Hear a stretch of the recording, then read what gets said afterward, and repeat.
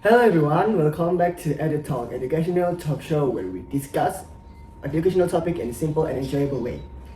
I'm your host here today. My name is Jeshua di NOVIA. As an English teacher who has been teach in high school for several years. Today we're going to discuss about something that almost every student has experienced it at least once in their life. Have you ever wanted to answer your teacher question but decided to stay quiet because you were afraid your friend would laugh and judge at you? Or maybe you wanted to speak English but you worried someone might think you're trying to show off. If you ever felt that way, you're definitely not alone. Today's topic is peer pressure and student motivation in English class. To help us understand this issue, I'm joined in by someone who studies teenagers and their development. Welcome here, Dr. AGNES. Hello everyone, I'm AGNES MUTIA ZAHFA. Thank you so much Mr. Jeshua for inviting me here. I'm really excited to be here because this topic is something many students experience every day even if they don't realize it. When people hear the word peer pressure, they often think about bad behavior like smoking, skipping school or breaking rules, right? Yeah. But actually, peer pressure happens in many different situations, including something as simple as learning in the classroom. Ooh, that's true. Sometimes we think peer pressure only happens outside the school, right? But also as a teacher, we actually see it every day inside the classroom. I've had students who were excellent at English. When I talked to them after the class, they spoke very confidently. They answered the question fluently. Some even told me they enjoyed watching English movie and listening to English songs. But strangely, during the class, those same students suddenly become very quiet. When I asked them, who like to answer this question, right? And they look down at their desk, no eye contact, no raised hand. Sometimes they even smile awkwardly, hoping I wouldn't call on them. Yeah, and that's actually a very common situation. Many students aren't silent because they don't know the answer. They are silent because they are thinking about something else. Instead of asking themselves, do I know the answer? They are asking, what will my friends think if I answer like that? Sometimes the fear of being judged becomes stronger than the desire to learn. Exactly. I remember one of my students once told me, "Sir, I know the answer, but my friend always tease people who speak English." When I heard that, I realized something important. The problem wasn't the grammar, it wasn't the vocabulary, and it wasn't the pronunciation. The real problem was the classroom environment. Okay, let's start with a simple question. People hear the word peer pressure all the time, right? But what does it actually mean? Okay, I will explain to you what does peer pressure mean. Peer pressure simply means being influenced by people who are around you, the same age as you, especially your friends or your classmates. The important thing to remember is that peer pressure isn't always negative. Sometimes it encourages positive behavior, other times it discourages it. For example, imagine you have a group of friends who enjoy studying English together. Every free day after school, they meet in the library. They practice conversation, they help each other with homework, they even remind each other about assignments. Without realizing it, everyone in the group becomes more motivated. That's positive peer pressure. Ooh, I've actually seen groups like that. Sometimes one student says, "Let's practice our presentation together." Another student says, "Don't worry, your pronunciation is already much better than last week." Those simple comments are really encourage someone. Yeah, exactly. Support doesn't have to be something big. Sometimes one sentence like, "you can do it" or "nice try" can completely change someone's confidence. Students begin to feel that learning English is safe and enjoyable. Unfortunately, not every classroom has that kind of atmosphere, right? I've also seen the opposite. A student tries to answer a question, maybe they pronounce one word incorrectly, but suddenly a few classmates start laughing at them. Even it's only a few seconds, the student immediately stop talking.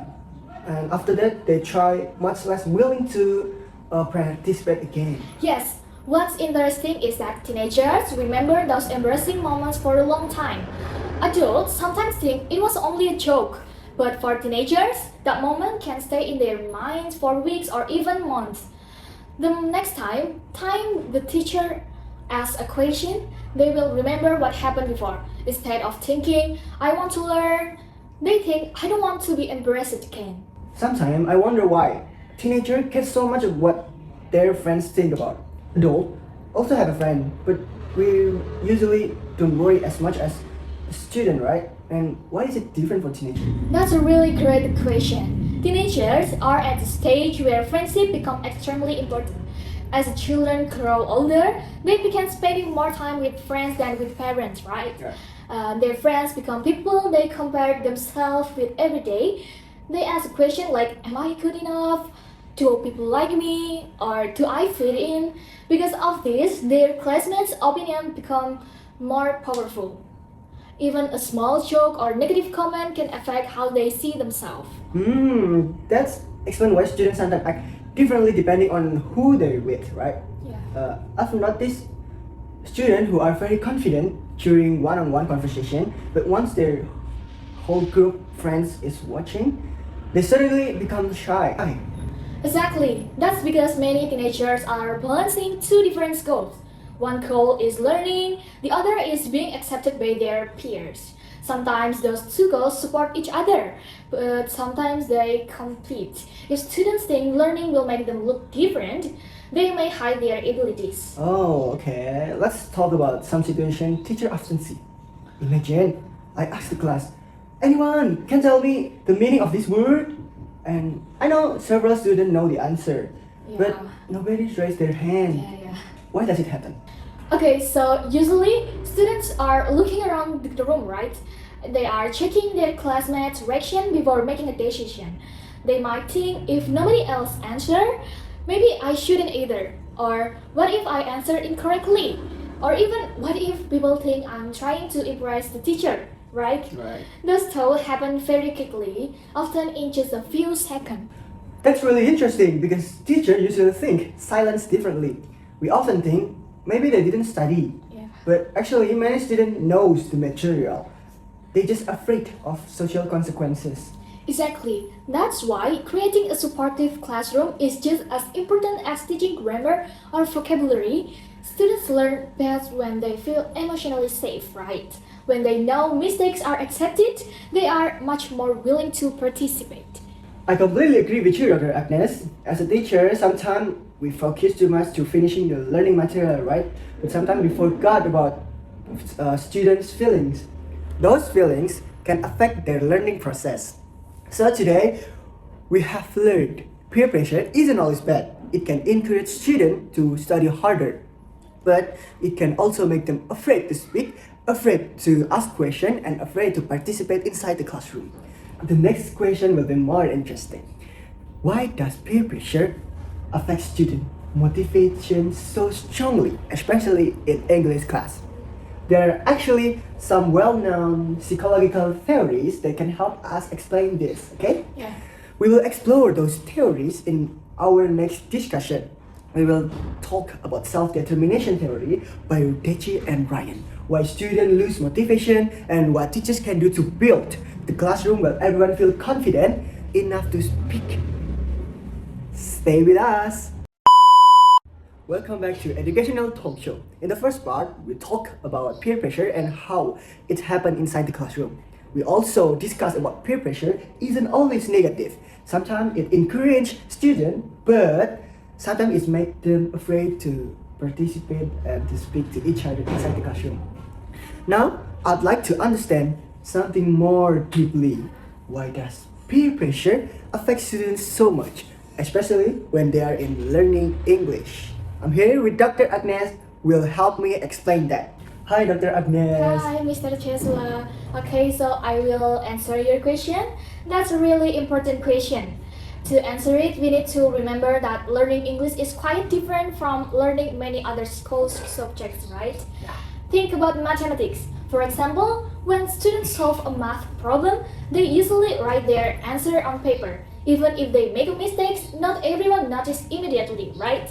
But in English class, students often have to speak in front of other people. Everyone can hear their pronunciation, everyone can notice their grammar mistakes, everyone can see whether they are confident or nervous.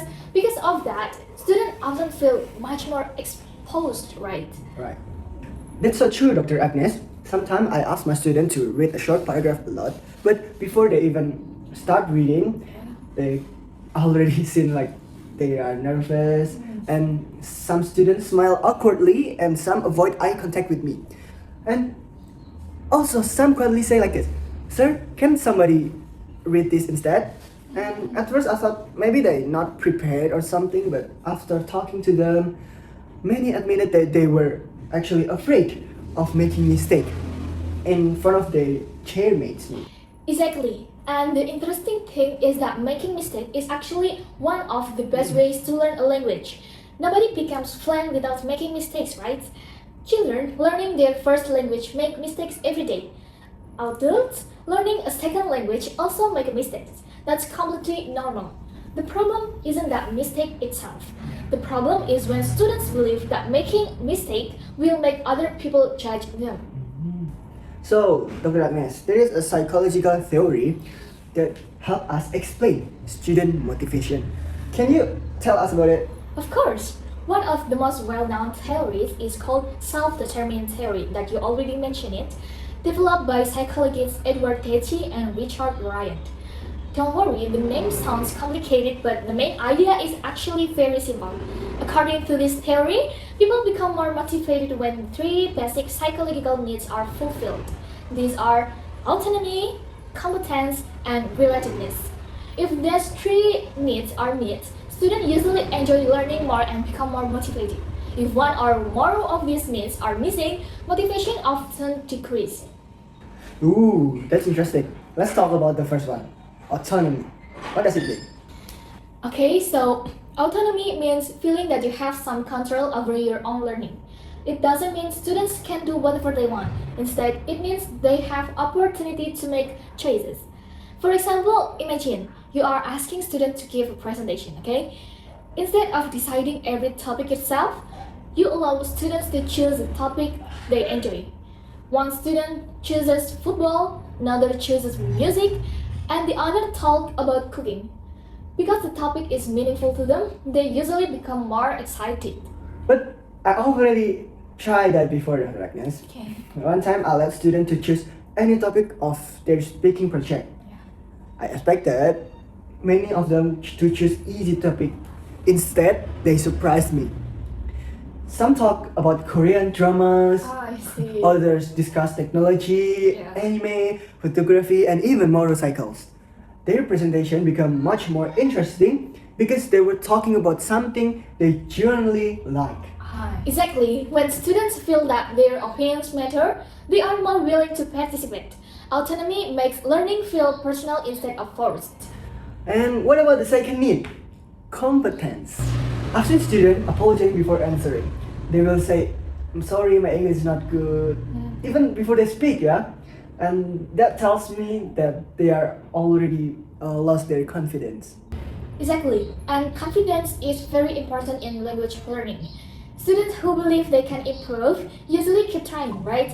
Students who believe they are bad at English often stop trying altogether. That's why teachers should praise progress, not only perfect performance. Instead of saying excellent, perfect answer, teachers can also say, "Good job, your pronunciation has improved," or "Thank you for trying, that's much better than last month." Those comments help students see that learning is a process. Okay, now let's next to the third need, which is relatedness. This one seems especially connected to peer pressure. Absolutely, relatedness means feeling connected, accepted, and respected by other people. Human beings naturally want to belong.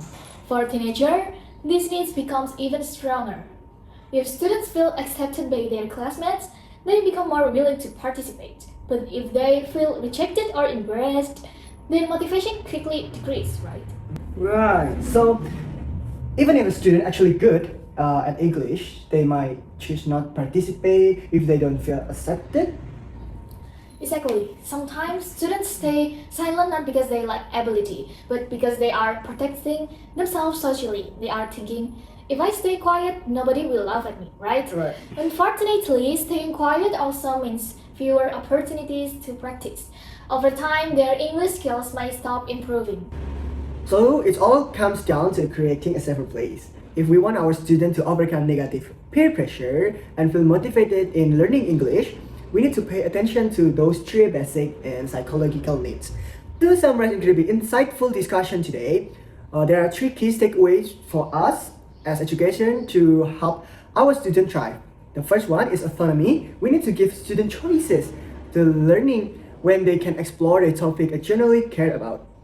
Learning feels professional and exciting. The second one is competence. We must praise their effort and progress and not just perfect grammar or pronunciation.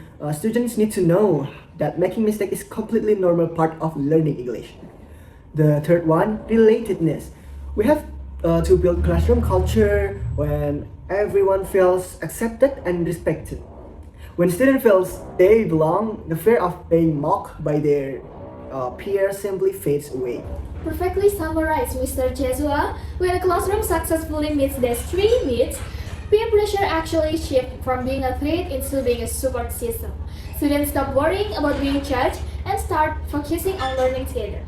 Always remember, emotional safety is the foundation of language learning. Whoa, that's a beautiful and powerful note to end on. Emotional safety is the foundation of language learning. Right. Thank you so much, Dr. Agnes, for joining us today, sharing your expertise and helping us understand what goes on in the minds of our teenagers student.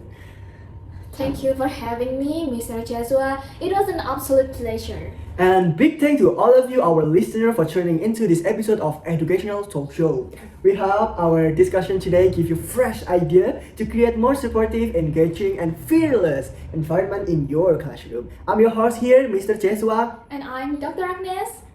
Keep learning, keep inspiring, and see you next time on EduTalk. Goodbye, Goodbye, everyone. everyone.